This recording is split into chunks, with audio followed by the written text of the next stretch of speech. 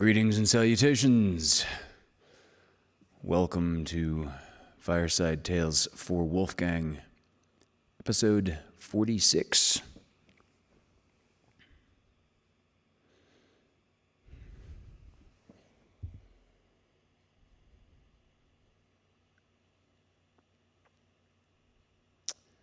Let's see who's here. Roberta, Angelica. I think that's Mitch who's offering to switch accounts so we can see his name. Anna Giavola. Happy birthday, Anna. Hello, Miss Christina. Hi, babe. David. Daryl's here this evening. Hello, Daryl. It's Dari's dad. And of course, Dari is also here. Amanda Benjamin. David and Amanda and I had, and Christina and I had a great time together just hanging out and hiking and throwing axes and cooking and grilling this weekend. That was just lovely. Haven't gotten to be that social in quite a while. Terry, hi Terry. Katie. Katie, yours is one of the questions I'm going to try to address this evening. It will go easier if I have my phone.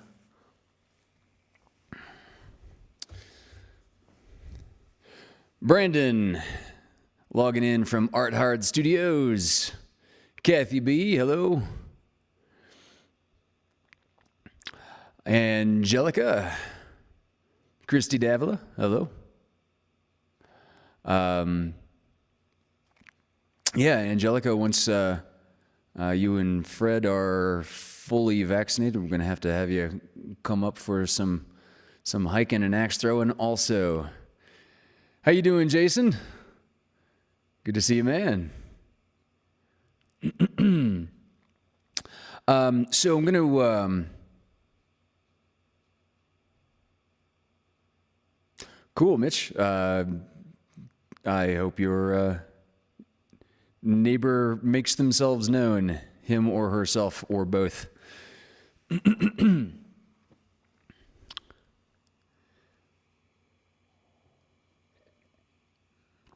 Okay, so Mitch and Anna share a birthday. That's splendid. Happy almost birthday.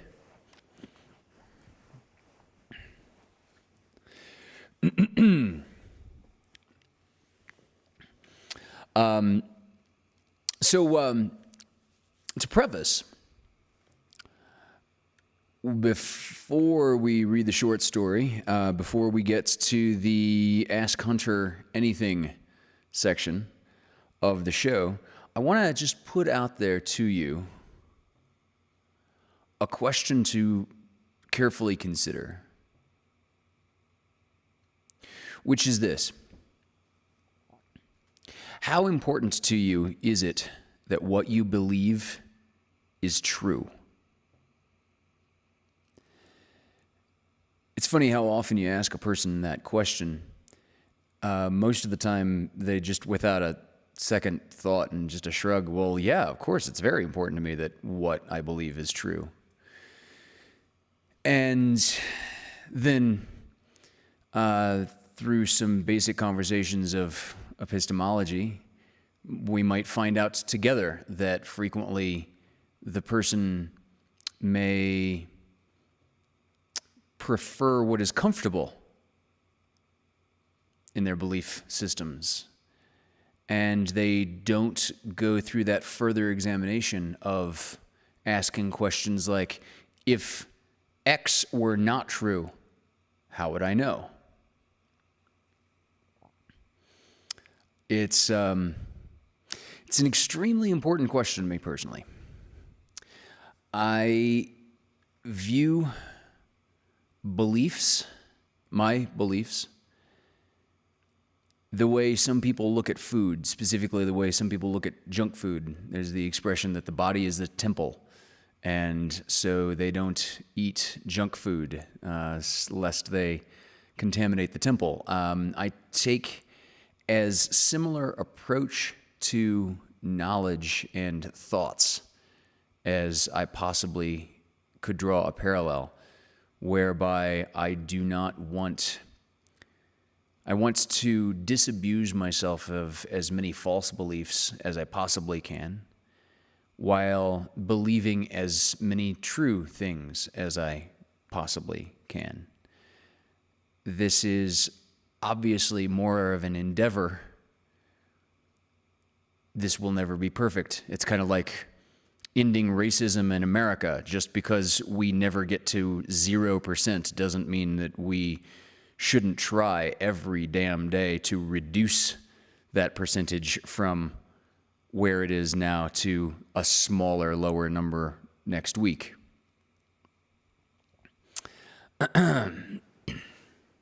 So, I'm just going to put that out there first. I've met a few people in my life who, after a very short conversation, come forward with the very simple and honest realization that no, I would rather believe things that feel good as the priority. I every time salute the hell out of that person's honesty and integrity. It's hard to have a conversation with a person who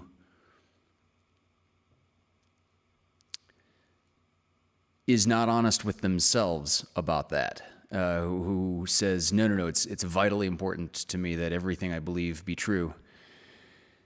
And then that it turns out they're in some kind of personal denial about it. It's not me they're bullshitting.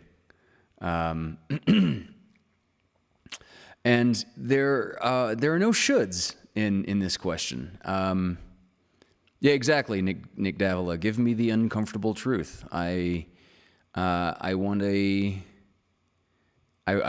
as much truth rolling around in my head as I possibly can. It's funny. I personally have this little like internal rankle when I hear people use the term personal truth. It is true we don't have to share values, obviously. And so my values don't have to be your values don't have to be my values, and we can be totally fine and copacetic on that basis. But when that is the case, I just use the term values as opposed to the term personal truth. Because personal truth is in the jurisdiction of things like gravity. Truth is that which is the case despite your beliefs about it. So, and thank you for pointing out, Kathy B. I like to think, I'm quoting Kathy here, I like to think I am open to discussion. I totally accept that my beliefs are not necessarily cast in stone. My beliefs have changed many times through my life, and I like the discussion. Terry says, I believe things that feel logical and reasonable and disbelieve things that don't feel logical or reasonable.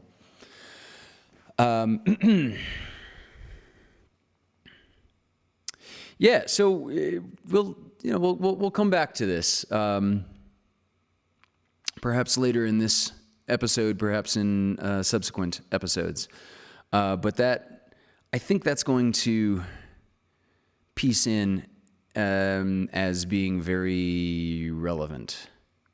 And similar to what Kathy was saying, I frequently engage people in conversation that have opposing beliefs, not specifically because I'm trying to change their mind, but because as I've probably said multiple times on this show, if I believe something that is incorrect, I would much rather simply be correct. I don't have nearly so much vested in winning an argument as much as I do coming away from a conversation with a more accurate personal perspective.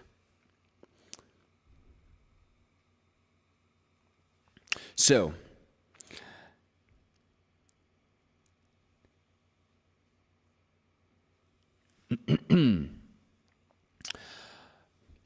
before we get to Ask Hunter Anything, we've got a couple of doozies of questions that I think I'm going to try to tackle this evening. One is a further exploration. We were talking a little bit about the golden ratio. Somebody, I've forgotten who now, brought up the Fibonacci sequence, which is a sequence of numbers. I'll explain this later on. And Christina wanted to know after the show, what is the Fibonacci sequence and golden ratio and spirals? What do all these mean? So that's what I'm going to try to address this evening. Daryl has a question. So Daryl, if it'll fit into the chat as relevance, throw it into the chat by all means. Or if you've got something that you'd like some depth given to the answer, some thought, private message me. Yeah. All right. So, let's see if I can get this mouse to work. There we go. All right. Tonight's story is by an author that I've shared with you before named O. Henry, not the candy bar. Daryl,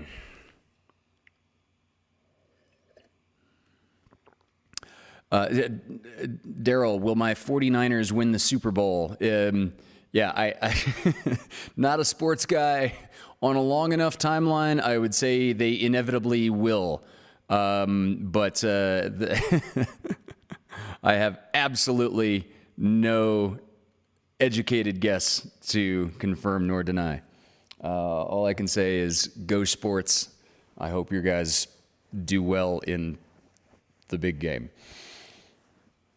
Okay, so this story is called The Green Door by O. Henry.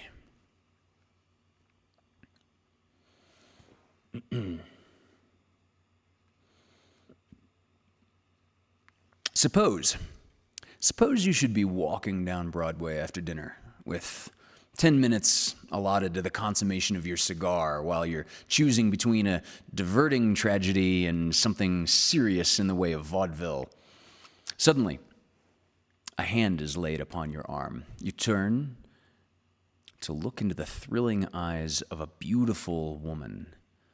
She's just wonderful in diamonds and Russian sables. She thrusts hurriedly into your hand an extremely hot buttered roll, flashes out a tiny pair of scissors, snips off the second button from your overcoat, meaningly shouts the one-word parallelogram and swiftly flies down a cross street, looking back fearfully over her shoulder. That would be pure adventure. Would you accept it? Probably my favorite single aspect of Burning Man, by the way. That would be pure adventure. Would you accept it? No, not you. You would flush with embarrassment. You would sheepishly drop the roll and continue down Broadway, fumbling feebly for the missing button. This you would do unless you were one of the blessed few in whom the spirit of pure adventure is not dead.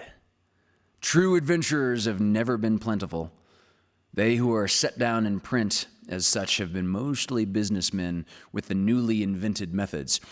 They've been out for the things they wanted: golden fleeces, holy grails, lady loves, treasure, crowns, fame. The true adventurer goes forth aimless and uncalculating to meet and greet unknown fate.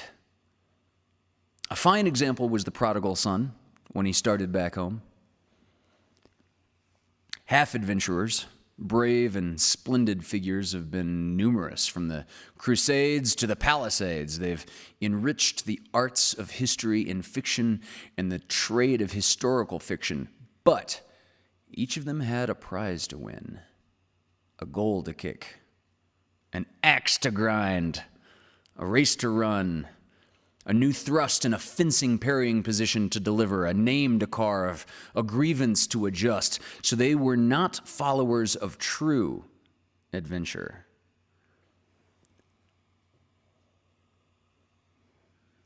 In the big city, the twin spirits, romance and adventure, are always abroad, seeking worthy wooers.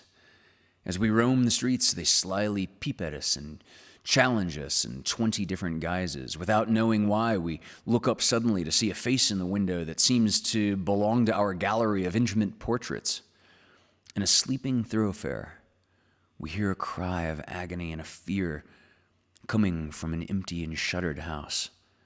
Instead of at our familiar curb, a cab driver deposits us before a strange door, and this door seems to smile, opens for us, and bids us enter. A slip of paper written upon flutters down to our feet from the high lattices of chance. We exchange glances of instantaneous hate, affection, and fear with hurrying strangers in the passing crowds.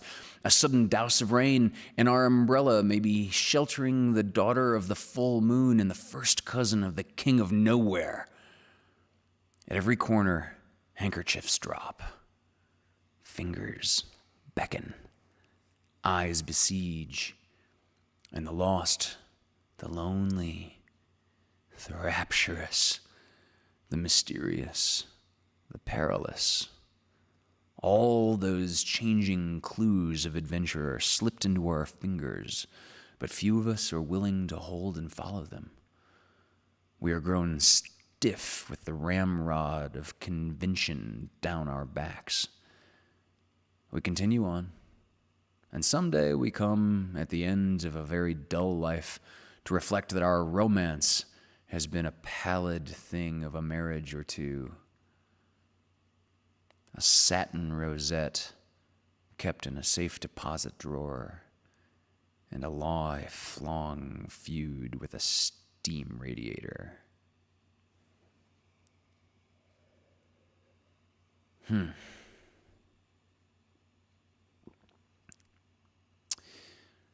Rudolf Steiner was a true adventurer. Few were the evenings on which he did not go forth from his hall bedchamber in search of the unexpected and the egregious. The most interesting thing in life seemed to him to be what might lie just around the next corner. Sometimes his willingness to tempt fate led him into strange paths. Twice he had spent the night in a station house. Again and again he had found himself the dupe of ingenious and mercenary tricksters. His watch and money had been the price of one flattering allurement, but with undiminished ardor he picked up every glove cast before him into the merry lists of adventure. One evening, Rudolph was strolling along a cross-town street in the older central part of the city. Two streams of people filled the sidewalks, the home-hurrying and that restless contingent that abandons home for the specious welcome of the 1,000-candle power of a restaurant. The young adventurer was of pleasing presence and moved serenely and watchfully. By daylight, he was a salesman in a piano store. He wore his tie drawn through a topaz ring instead of fastened with a stick pin, and once he had written to the editor of a magazine that Junie's Love Test by Miss Libby had been the book that had most influenced his life. Sidebar. Miss Libby, her fiction provided a formula for female escape literature. It preached a simple message. A young girl who remains virtuous, virginal, can ultimately expect to secure not only a husband and happiness, but a fortune too. Kind of like an advice column of the day, but more fictional in its approach.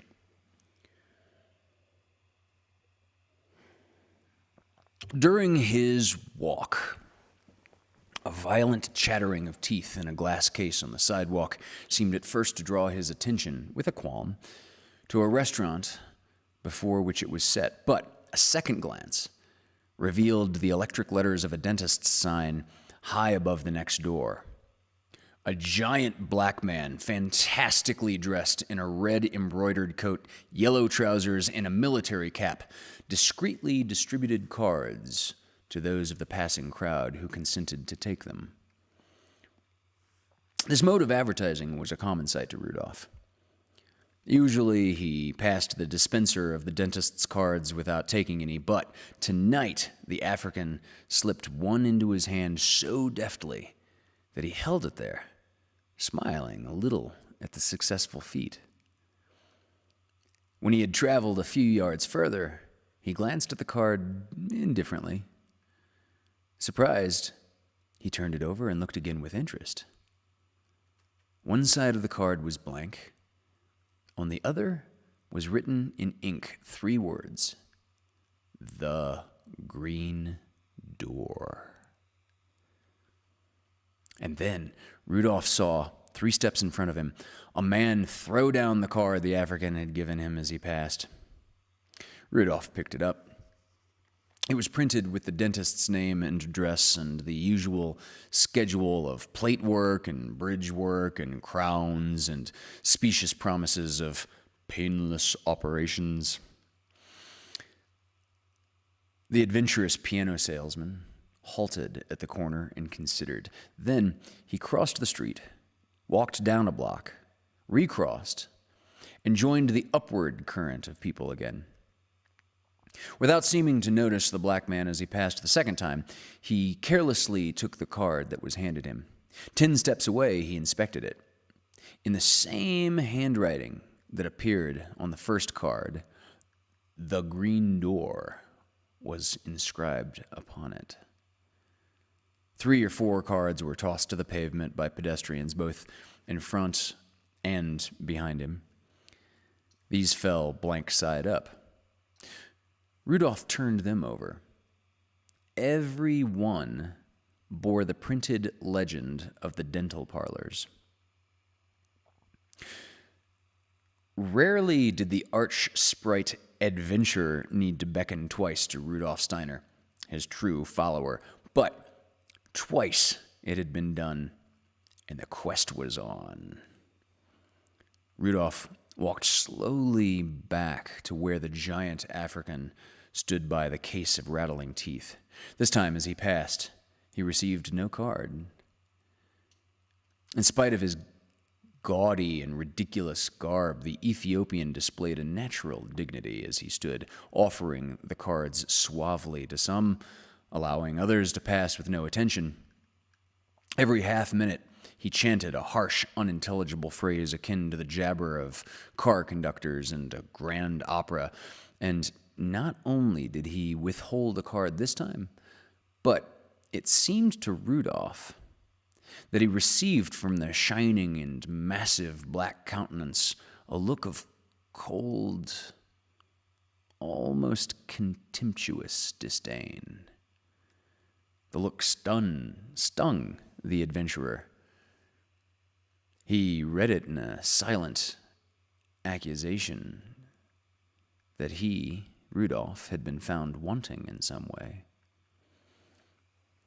Whatever the mysterious written words on the cards might mean, the black man had selected him twice from the throng for their recipient, and now seemed to have condemned him as deficient in the wit and spirit to engage the enigma. Standing aside from the rush, the young man made a rapid estimate of the building in which he conceived that his adventure must lie. 5 stories high it rose. A small restaurant occupied the basement. The first floor, now closed, seemed to house millinery or furs. The second floor, by the winking electric letters, was the dentist's. Above this, a polyglot babel of signs struggled to indicate the abodes of palmacists, dressmakers, musicians, and doctors. Still higher up, draped curtains and milk bottles on the windowsills proclaimed the regions of domesticity. After concluding his survey, Rudolph walked briskly up the high flight of stone steps into the house. Up 2 flights of the carpeted stairway, he continued, and at its top, he paused. The hallway there was dimly lighted by 2 pale jets of gas, one far to his right, the other nearer to his left. He looked toward the nearer light and saw within its wan halo a green door. For one moment he hesitated. Then he seemed to see the contumelious sneer of the African man of cards. And then he walked straight up to the green door and knocked upon it. Moments like those that passed before his knock was answered measure the quick breath of the true adventurer. What might not be behind those green panels? Gamesters at play, cunning rogues baiting their traps with subtle skill, beauty in love with courage, and thus planning to be sought by it, danger, death, love, disappointment, ridicule, any of these might respond to that reckless rap. A faint rustle was heard inside, and the door slowly opened. A girl not yet 20 stood there, white-faced and tottering. She loosed the knob and swayed weakly, groping with one hand. Rudolph caught her and laid her on a faded couch that stood against the wall. He closed the door and took a swift glance around the room by the light of a flickering gas jet. Neat but extreme poverty was the story that he read. The girl lay still, as if in a faint. Rudolph looked around the room excitedly for a barrel. People must be rolled upon a barrel who... No. That was for drowned persons. He began to fan her with his hat. That was successful, for he struck her nose with the brim of his derby, and she opened her eyes. And then the young man saw that hers, indeed, was the one missing face from his heart's gallery of intimate portraits. The frank gray eyes, the little nose turning pertly outward, the chestnut hair curling like the tendrils of a pea vine, seemed the right end and reward of all of his wonderful adventures. But the face was woefully thin and pale. The girl looked at him calmly and then smiled. "Fainted, didn't I?" she asked weakly. "Well, who wouldn't? You trying to go without anything to eat for 3 days and see?" "Himmel!" exclaimed Rudolph, jumping up. "Wait till I come back." He dashed out the green door and down the stairs. In 20 minutes, he was back again, kicking at the door with his toe for her to open it. With both arms, he hugged an array of wares from the grocery and the restaurant. On the table, he laid them all: bread and butter, cold meats, cakes, pies, pickles, oysters, a roasted chicken, a bottle of milk, and one of red-hot tea. "This is ridiculous," said Rudolph blusteringly, to go without eating. You must quit making election bets of this kind. Supper is ready. He helped her to a chair at the table and asked, "Is there a cup for the tea?" "Oh, it's on the shelf by the window," she answered. When he turned again, with the cup, he saw her, with eyes shining rapturously, beginning upon a huge dill pickle that she had rooted out from the paper bags with a woman's unerring instinct. He took it from her laughingly, poured the cup full of milk. "Drink that first," he ordered, "and then you shall have some tea, and then a chicken wing. If you are very good, you shall have a pickle tomorrow. And now, if you'll allow me to be your guest, we'll have supper together." He drew up the other chair. The tea brightened the girl's eyes and brought back some of her color. She began to eat with a sort of dainty ferocity, like some starved wild animal. She seemed to regard the young man's presence and the aid he had rendered her as a natural thing, not as though she undervalued the conventions, but as one whose great stress gave her the right to put aside the artificial for the human. But gradually, with the return of strength and comfort, came also a sense of the little conventions that belong. And she began to tell him her little story. It was one of 1,000 such as the city yawns at every day. The shop girl's story of insufficient wages, further reduced by fines from the shop that go to swell the store's profits, of time lost through illness, and then of lost positions, lost hope, and the knock of the adventurer upon her green door. But to Rudolph, the history sounded as big as the Iliad or the crisis in Junie's love test. "To think of going through all that," he exclaimed. "It was something fierce," said the girl, solemnly. "And you have no relatives or friends in the city?" "None whatever." "I'm all alone in the world, too," said Rudolph, after a pause. "I'm glad of that," said the girl promptly, and somehow it pleased the young man to hear that she approved of his bereft condition. Very suddenly, her eyelids dropped and she sighed deeply. "I'm awfully sleepy," she said, "and I feel so good." Then Rudolph rose and took his hat. "I'll say good night. A long night's sleep will be fine for you." He held out his hand, and she took it and said, "Good night." But her eyes asked a question so eloquently, so frankly and pathetically, that he answered it with words. "Oh, I'm coming back tomorrow. Yeah, I'll come by to see how you're getting along. You can't get rid of me so easily." Then, at the door, as though the way of his coming had been so much less important than the fact that he had come, she asked, "How did you know to knock at my door?"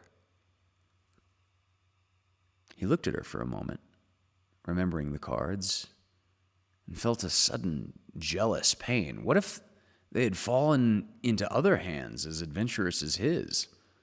Quickly, he decided that she must never know the truth. He would never let her know that he was aware of the strange expedient to which she had been driven by her great distress. One of our piano tuners lives in this house," he said. "I knocked at your door by mistake." The last thing he saw in the room before the green door closed was her smile. At the head of the stairway, he paused and looked curiously about him, and then he went along the hallway to its other end, and coming back, ascended to the floor above and continued his puzzled explorations. Every door that he found in the entire house was painted green. Wondering, he descended to the sidewalk. The fantastic African was still there. Rudolph confronted him with his 2 cards in his hands. "Will you tell me why you gave me these cards and what they mean?" he asked. In a broad, good-natured grin, the black man exhibited a splendid advertisement of his employer's profession. "There it is," he said, pointing down the street. "But I expect you are a little late for the first act." Looking the way he pointed, Rudolph saw above the entrance to a theater the blazing electric sign of its new play, The Green Door. "I'm informed that it's a first-rate show, sir," said the African. "The agent that represents it presented me with $1, sir, to distribute a few of his cards along with doctors. May I offer you one of the doctor's cards, sir?" At the corner of the block in which he lived, Rudolph stopped for a glass of beer and a cigar. When he had come out with his lighted weed, he buttoned his coat, pushed back his hat, and said stoutly to the lamppost on the corner, "All the same, I believe it was the hand of fate that mapped out the way for me to find her." Which conclusion, under the circumstances, certainly admits Rudolf Steiner to the ranks of the true followers of romance and adventure.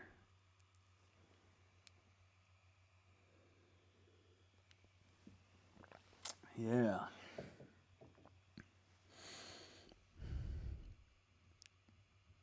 So going back to our question earlier, that's an interesting example. It hadn't actually occurred to me when I asked that question that it would apply to our protagonist, but it was much more important to our protagonist that some bigger picture, fate, and is what he called it, something that he had absolutely no justification to believe in, pushed him, not coincidentally, towards an otherwise meaningless, arbitrary door that turned out to be extremely important.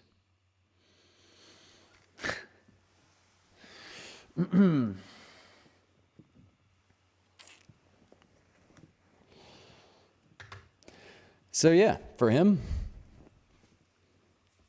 for that protagonist, I think the story would honestly be diminished if he shared my personal values of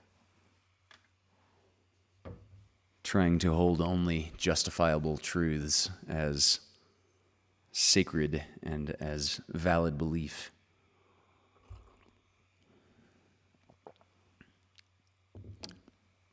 Yeah, interesting. Hello, Miss Emily Thatcher. I see Aaron Powell is here now, too.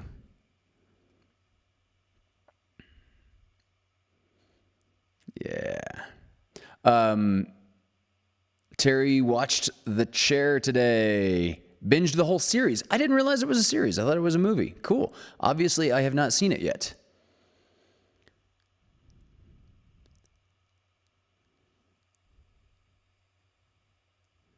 But I plan on it. And probably sooner rather than later.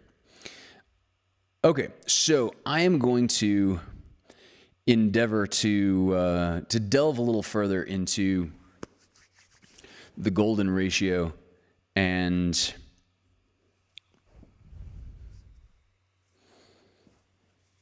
try to answer Christina's question of last week. What the hell were we talking about with 1.618 and spirals and ratios and all kinds of things? Okay, so we talked a little bit about pi last week. That was referenced. Pi as in the Greek symbol 3.14 irrational number, blah, blah, blah, blah, blah. This actually led me to something of an insight that I hadn't quite thought about in these terms. Modern mathematicians tend to think in terms of numbers with decimal places. The Greeks thought of a lot of their math in terms just of ratios. You compare one number to another, for example. We were talking briefly about pi and the circumference of a circle last week at some point. So I'm not going to get too math heavy. I'm not going to get too big into formulas. I just want to show you really quickly how pi is really just a relationship between the diameter of a circle, that is the distance across it, and the circumference of the circle, the distance around it. So the circumference is 2 pi r. So another way to write that is multiply twice the radius. The 2 times the radius is just the diameter. So the diameter times pi equals the circumference.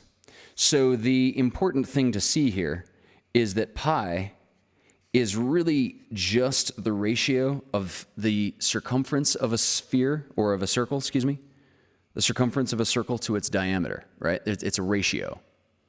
It's considerably less important that the number is 3.14, blah, blah, blah, blah, blah. The importance is that it is a ratio. And with the Fibonacci sequence and with the spirals that we were talking about last week, we were talking about the golden ratio. Okay, so here's what I mean by the golden ratio. Imagine a line, all right, just a line. And we're going to cut it into 2 sections. We'll call the longer section, we'll call that longer section A. We'll call the shorter section B. Well, we've made the divide correct if A divided by B comes out to be 1.618, and then a longer series of numbers just like pi. It keeps on going, all right? So another neat thing about this is that our entire line, our whole line, you can call it of the length A plus B. If you divide the entire line by the longer section, that also equals 1.618. And the Greeks gave that a letter called phi, or called phi, because, you know, if we're going to be consistent about our pronunciation, then suddenly I have to start calling that p, and nobody wants that. Okay, so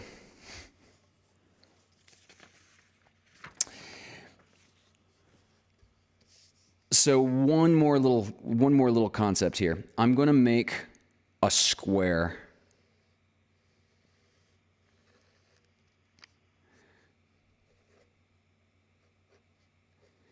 And each side of the square is length A, just like earlier, just like our line.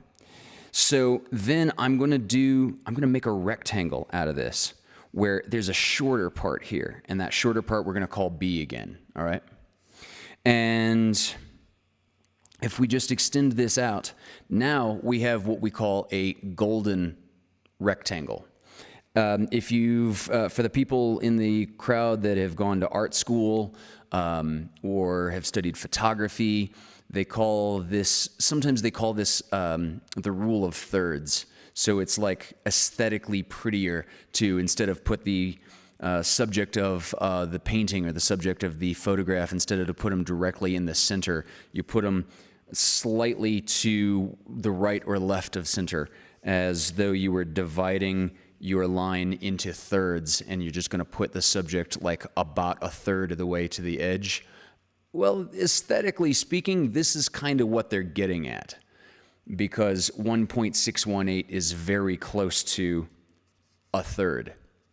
All right, so just notice that a perfect square, and then we elongate it out, and now it is what we call a golden rectangle. So just bookmark that for the moment. We're going to tie these concepts together.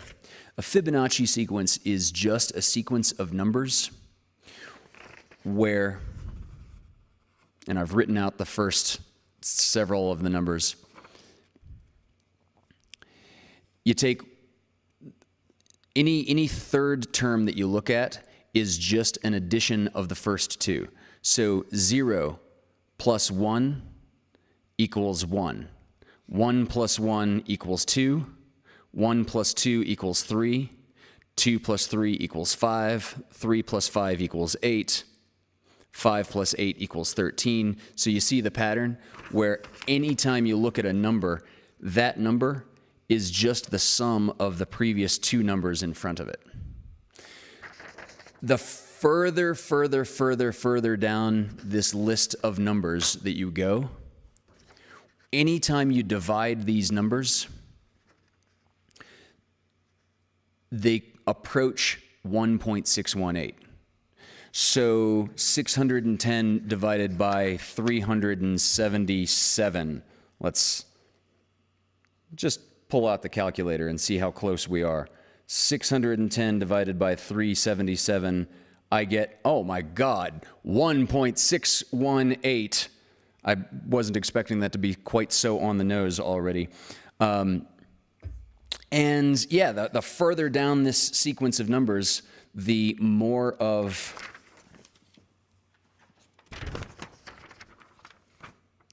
phi we turn up with.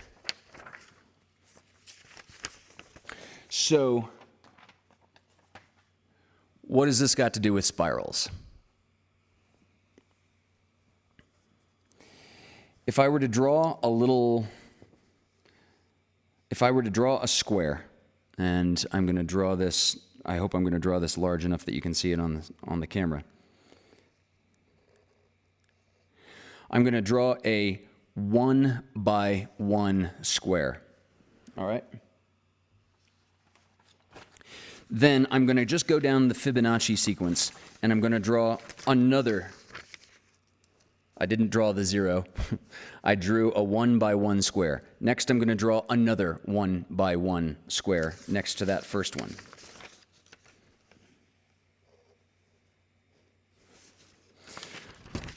Our next number after that is 2. So next, I'm going to draw a 2 by 2 square next to that. Our next number after that is 3. So this is 1 unit long, this is 2 units long, so our next is going to be a square that is 3 big. And then the next one over here is going to be another square of 5 by 5. And then above that, we're going to do another square that is 8 by 8. And then next to that over here, we're going to do another one, and we're going to run off the paper here.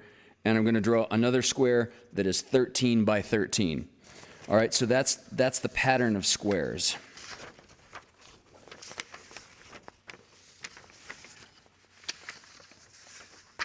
Once I do that,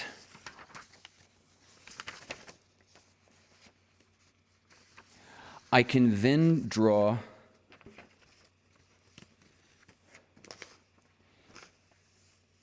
a spiral connecting the diagonals of all of these squares. And I'm going to poorly draw it in front of you and then show you a better rendering.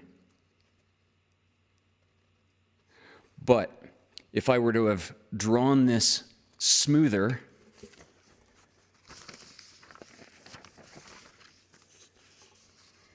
it would look like that. And as it turns out, this spiral of this particular proportion is all over in nature. If you look at the spiral arms of galaxies, it's all over the place. If you look at the bottom of pine cones, I was saying, in one particular direction. In fact, I see a pine cone right here. Let's see if we can see it.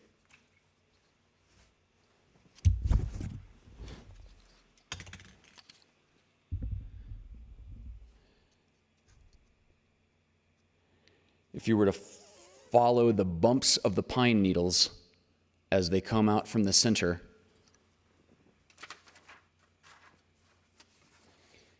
it follows exactly this spiral. So, the reason that this works, that in this golden spiral, is because if you look at one section of the spiral and then you just turn it 90 degrees, the distance from here to here is the same ratio when you can compare the distance from here to here. It comes out again to be 1.618. And same thing to here. Turn it 90 degrees against, and this is 1.618 larger than this. This is 1.618 larger than this. And so it's just a consistent repeating pattern. Snails, yes. The chambered nautilus is the really famous example. It's a shelled sea fish, kind of a spaghetti-faced Cthulhu cephalopod. But if you take one of their shells and you cut it, you see exactly this spiral inside the shell. So those lines are effectively dividing the numbers in the list. Yeah. And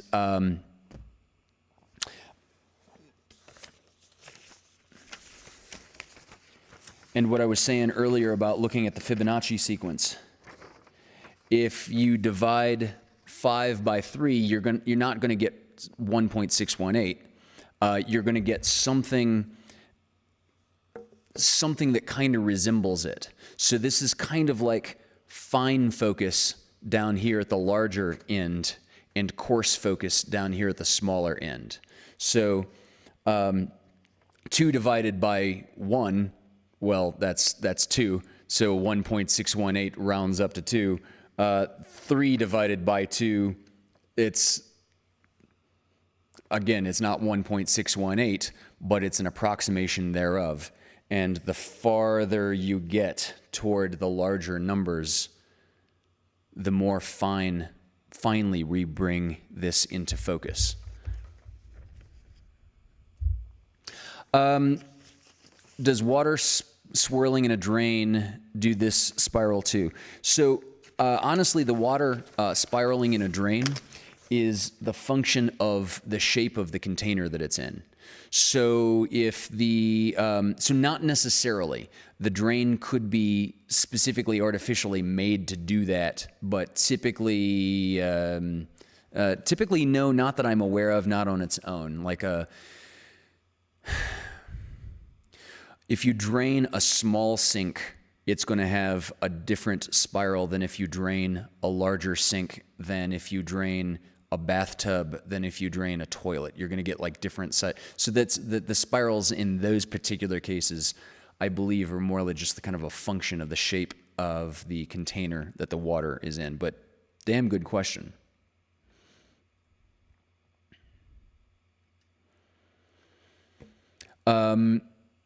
So Dari, actually, that's a funny question. Why do toilet water spiral the opposite way in Europe than in here. So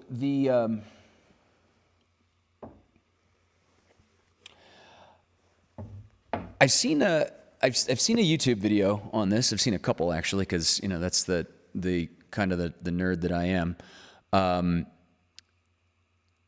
The wives' tale is that on the southern hemisphere, so not in Europe, but say in Australia or in New Zealand, water is supposed to go the opposite way around the toilet. And it really just turns out to be more like a function of the way that the water spraying into the toilet from higher up. It's really just kind of the angle of how those water spouts point into the toilet. Are they pointing this way? Well, then it's going to be counterclockwise. Are the water spouts from under the rim of the toilet pointing this way? Well, then it's going to be clockwise. Nick Davila, yes, exactly, a spiral galaxy. And also, like the Milky Way has two main big arms and then two like smaller, lesser arms, but all of those spirals are perfect golden ratio spirals. So the big question, why is this spiral all over nature? Why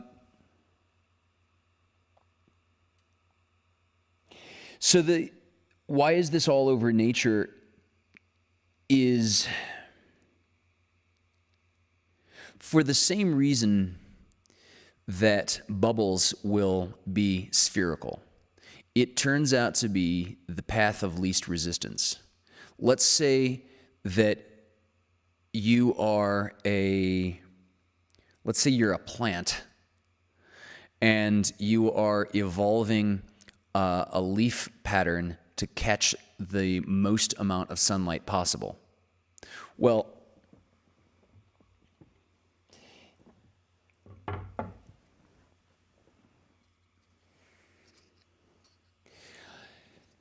if you have branches that come out from the stem and the branches overlap each other, then they're going to be blocking the sun. If you imagine like a central part of a central stalk, and you just try to make your branching pattern, let's say you only alternate it by a half turn. So you put a branch here, you go around a half turn, you put a branch here. Well, by the time you go around one more half turn, you're already overlapping. Same thing if you do something like 1/3 and you put a branch every third turn. Well, now you got one here, now you've got one here, and now you've got one here, but by the third, you're already overlapping your first one. It turns out that the Fibonacci sequence and the golden ratio spiral can be optimized down to an angle for plants. The number happens to be 137.5 degrees.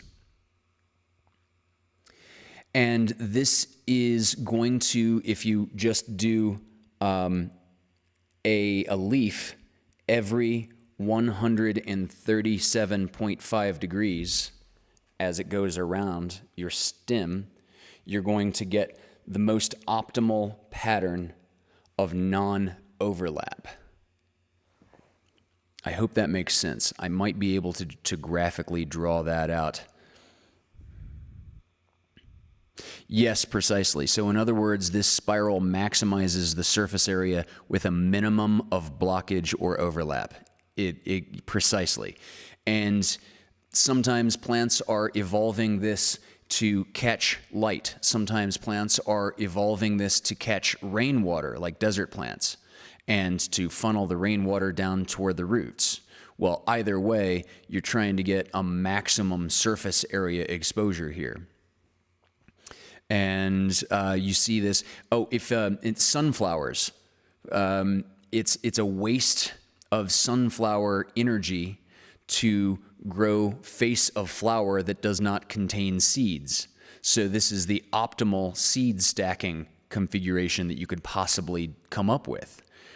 And evolution has such a sharp knife to cut away excesses, to cut away unnecessary expenditures of energy, that it's not that plants have this genetically pre-programmed in to look for 137.5 degrees.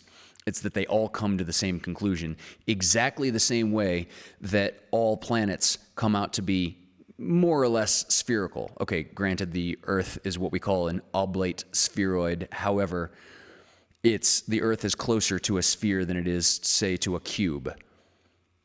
If you can imagine something the size of a planet that was shaped like a cube, you would have all these undue gravitational forces on the corners of the cube, pulling those corners in toward the center and rounding them out eventually over time.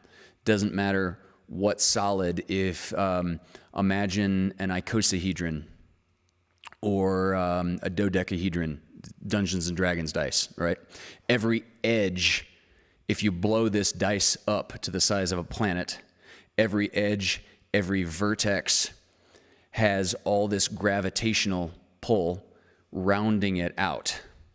So the path of least resistance in your planet-sized Dungeons and Dragons dice will eventually crush that into a sphere, or something very spherical, something close to a sphere. As I said, something closer to a sphere than it is to a cube.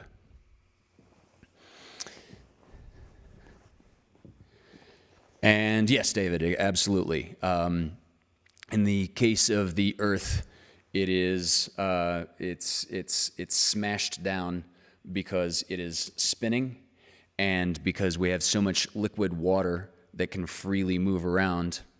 Our planet bulges out at the equator, and the North and South Pole end up kind of squishing down slightly closer to each other. Okay, so Katie asked a great question that I really, you know what, I'm gonna have to come back to. Katie asked such a broad question. I think I'm going to come back to this to Katie's question for next week. But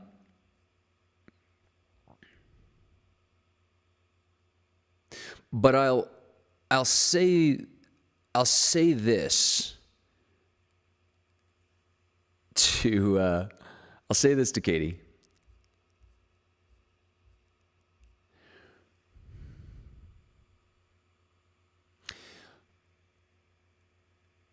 Katie wanted to know about science and spirituality. I think the broader that she was getting at is the similarities, the overlap between science and spirituality, and perhaps some of the contrasts.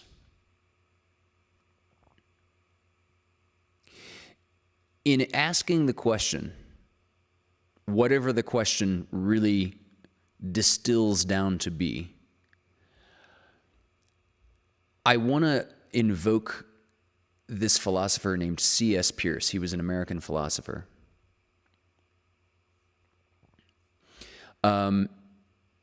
C.S. Peirce said, "It is easy to be certain. One has to only be sufficiently vague." I love that question. So before we get into this subject, which we're broadly going to save for next week, one of the questions that blew my mind when I was a teenager, I think, this is when I was religious. Someone asked me to define what a soul is, or what my soul is. And it blew my mind at how difficult that ended up being. Because at first I wanted to shrug and say, it's the me. It's the real me that is me beyond my body. It's the ghost in the machine. It's that which will transcend my physical existence. But then as the questions really got in, and I had to get more specific about the nature of the soul. From whence does it originate? Where does it go? What does it need to perpetuate itself? It's easy to sort of hand wave these sorts of questions away and say, a soul is above the need for such definitions. Well, isn't that a very convenient way to be vague, to be intentionally vague? And look at the certainty that follows that. Because again, C.S. Peirce, it is easy to be certain, one has only to be sufficiently vague.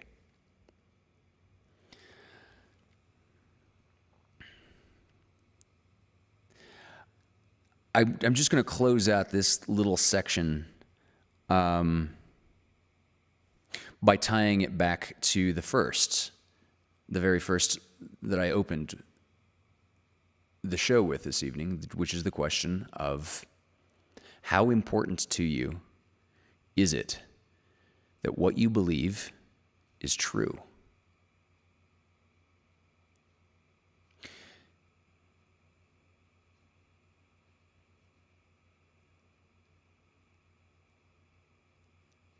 Someone who absolutely needs to be certain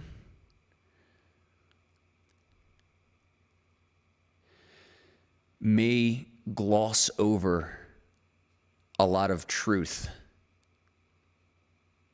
in order to be certain.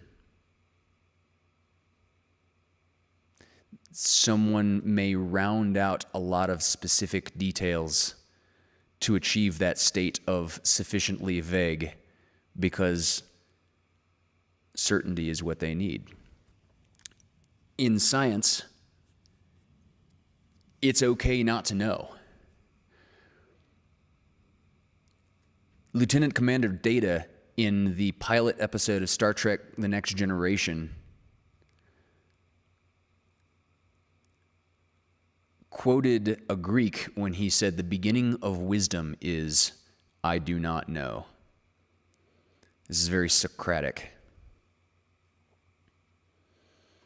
And even as a little kid, that got my attention. That just blew my mind. Wow, it's okay. Because so often in school, we're punished for not knowing. Usually it's because, the teacher asks a question and I don't know. Okay, well, now you're flunking. And not knowing in school is very frequently punished because sometimes it's too easy for a kid to just not be paying attention and they didn't even hear all of the question, and so they're being called out for not knowing because they're really being called out for not paying attention. But suddenly you've got people that are pretending to know the answers in school when they have no idea what the answers really are. And I think a really good, thorough education is based in it being okay to not know, and you explore those pockets of your own ignorance.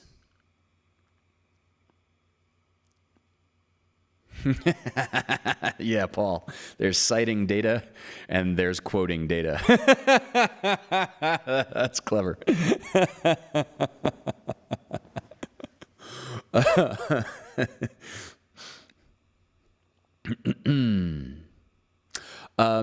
Aaron, the ratios, patterns are just what we have observed, pondered,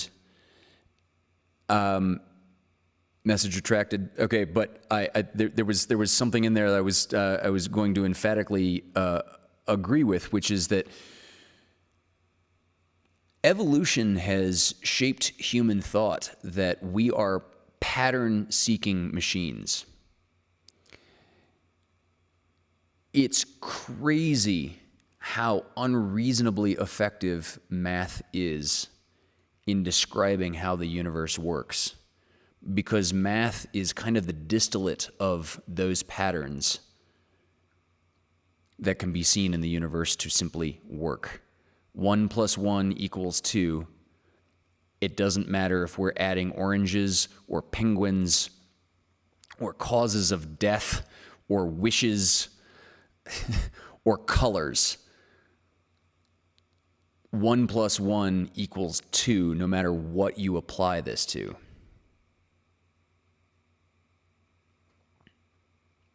And so these ratios, these are our humans. These are our ape brains going, hey, cool, pretty pattern. And it is just, again, unreasonable how well it works. I think I slightly misquoted Einstein. I couldn't find the words for the exact quote a week or 2 weeks ago. Einstein said the most incomprehensible thing about the universe is that it is so comprehensible. I mean, just the fact that we can make sense of any of this at all, that is truly incomprehensible.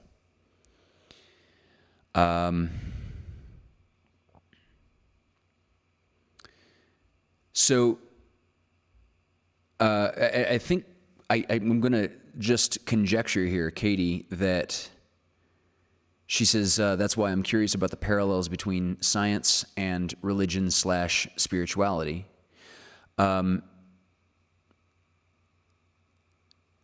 I probably derive most of what I would describe feelings of my own spirituality from things that are scientifically explainable, and explaining the science does not rob from the mystery for me. It adds nuance to the details.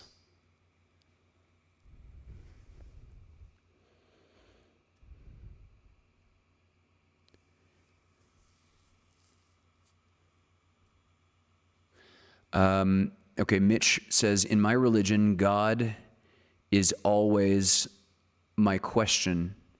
In my religion, God is always my question is, who invented God? Okay, I think I see what you're getting at. He made people in his only son, but who or what made him? Yeah, this is actually, if I'm understanding what you're getting at, this is a major problem with one of Thomas Aquinas's 5 proofs of God is that he says everything must have a first cause.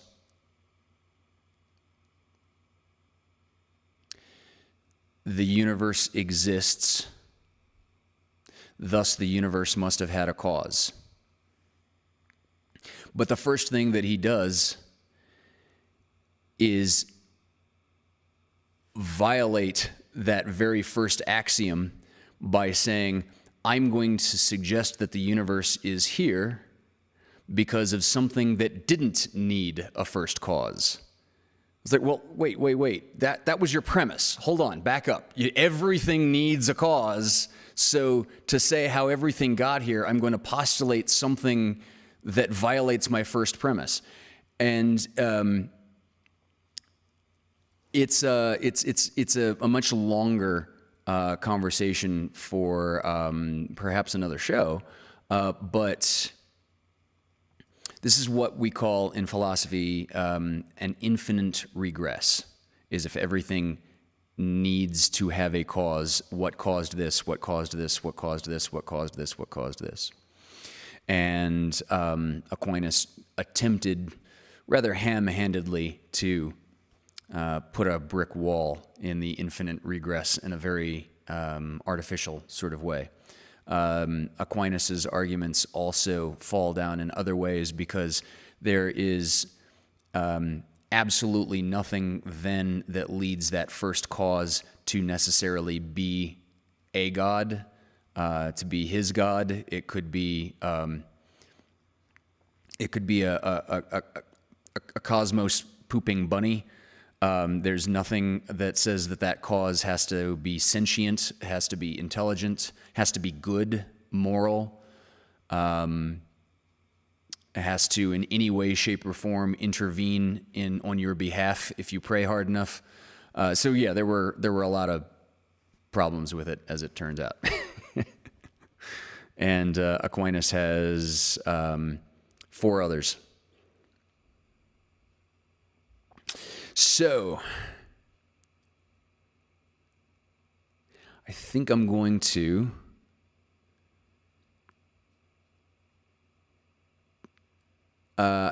cut it off there for now. Okay, so Mom, I'll clear up the Europe toilet swirl. The direction that the water swirls in the toilet isn't based on where the toilet is. The direction that the water swirls in the toilet is based on the design of the toilet. Underneath the rim of the toilet, there are water jets that shoot downward, and sometimes they're angled slightly this way. Not sure if you can see my fingers. Sometimes they're angled slightly this way, and sometimes they're angled slightly this way. And depending on who made that toilet, and toilets are generally mass manufactured. There's not, to my knowledge, some like hand crafting toilet artisan out there. So when a factory makes a toilet, they make them by the thousands and thousands and thousands. So there tends to be something of a uniformity. And anyway, the direction that the water swirls in the toilet is just purely designed from the toilet.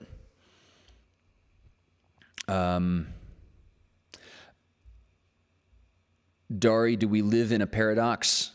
I think I'd need you to be more... Do we live in a contradictory paradox? Okay. Yeah, I would need to be a lot more specific. I'd love to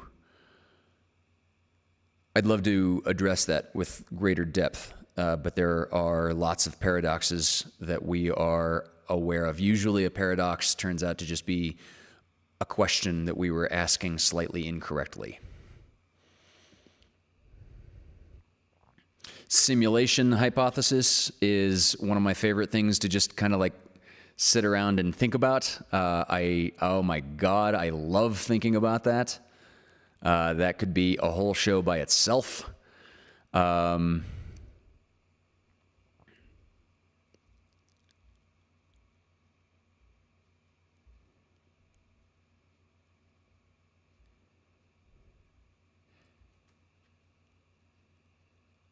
Katie says, I've been hearing a lot on TikTok and such, the phrase, we live in a simulation. Yeah, simulation, wow, that is, okay, yeah. Do we live in a simulation is a wonderful thought exploration. I'll just leave it that. And Mom is now referencing one of my favorite episodes of Star Trek, The Next Generation. This actually came up in conversation with Christina, Amanda, and David. Yeah.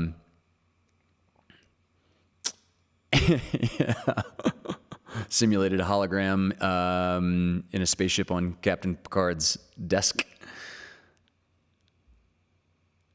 Yeah. Okay.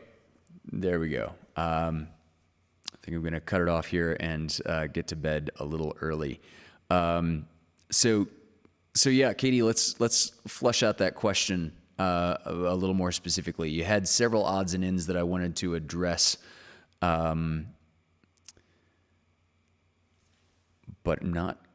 don't quite have time this evening. and there are a lot of them that I would like to get to next week. All right. Thank you all for tuning in. I'm going to return to tutoring, first just math, and then maybe eventually math and physics in the fall. I'm going to be doing it on Zoom. I've not figured out any of the details except that I'm going to be doing it on Zoom yet. But if you know people who need help with math or physics homework, send me a message. Again, thank you all so much for joining us. And we'll see you for Lovecast 71. Or is it 72 this week? See you on Thursday at 6 o'clock. Please throw into the virtual tip jar if you are so inclined. I got the Venpal and the Paymo. I love you all. Good night.